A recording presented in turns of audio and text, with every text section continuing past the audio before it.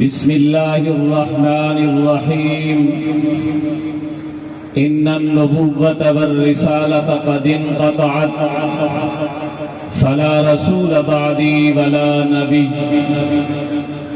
أو كما قال عليه الصلاة والسلام صدق رسوله النبي الأمين الرؤوف الكريم ونحن على ذلك لمن الشاهدين والشاكرين والحمد لله رب العالمين۔ انتہائی ذی وقار علماء کرام، استاذ العلماء، عالمی مجلس تحفظ ختم نبوت کے امیر حضرت مولانا محمد ابو بکر عبداللہ مد ظلہ، استاذ العلماء حضرت اقدس حضرت مولانا غلام یاسین شاکر صاحب مد ظلہ، ان کی دعوت پر اور حکم پر ہم سب لوگ آج ضلع راجن پور کی اس تاریخی ختم نبوت کانفرنس میں جمع ہیں۔ اللہ تبارک و تعالی ہم سب کا آنا یہاں قبول اور منظور فرمائے۔ ایمان والو، یہ ختم نبوت کا عقیدہ اتنا اہمیت والا عقیدہ ہے جس کے لیے آسمان سے زمین تک ہر مخلوق، زمین کے ہر چپے چپے کے اندر، زمین کے ہر کونے کونے سے اہل اسلام، علماء کرام، مذہبی طبقہ اپنے بچوں کو، اپنے گھروں کو، اپنی خواتین کو اس عقیدے کی اہمیت دلاتا ہے کہ اس عقیدے پر کوئی کمپرومائز نہیں کرنا۔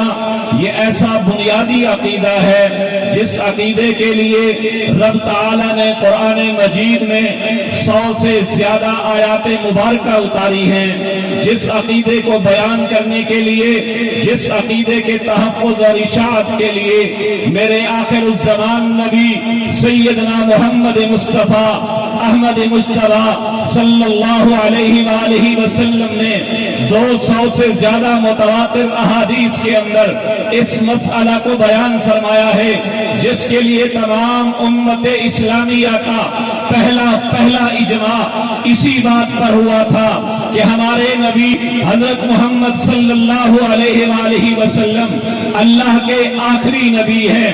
آپ کے بعد کوئی نیا نبی نہیں آئے گا جو آپ کے بعد نبوت کا دعویٰ کرے یا کسی مدعی نبوت کی پیروی کرے، اس کی اتباع کرے، اس سے دلیل مانگے۔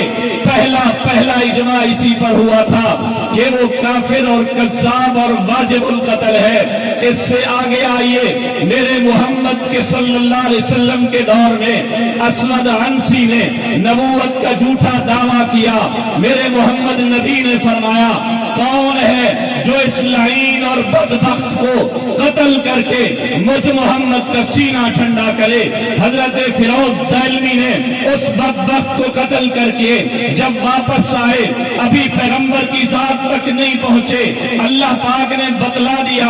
میرے نبی نے 3 انگلیاں 3 مرتبہ کھڑی کر کے فرمایا، فاز فیروز، فاز فیروز، فاز فیروز، کہ فیروز دہلوی کامیاب ہو گیا۔ اس کے بعد بھی اس عقیدے پر کوئی رعایت نہیں برتی گئی۔ سیدنا صدیق اکبر کا دور آیا، مسلمہ کذاب نے جھوٹا نبوت کا دعویٰ کیا۔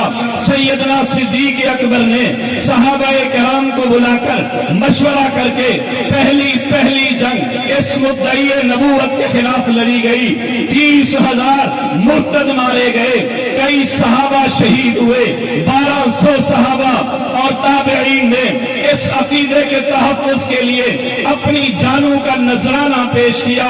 یہی وجہ ہے امام اعظم ابو حنیفہ رحمت اللہ علیہ فرمایا کرتے تھے، مدعی نبوت تو کافر ہی کافر ہے، اس کا پیروکار تو کافر ہی کافر ہے۔ جو مدعی نبوت سے دلیل کا مطالبہ کرے وہ بھی کافر ہے۔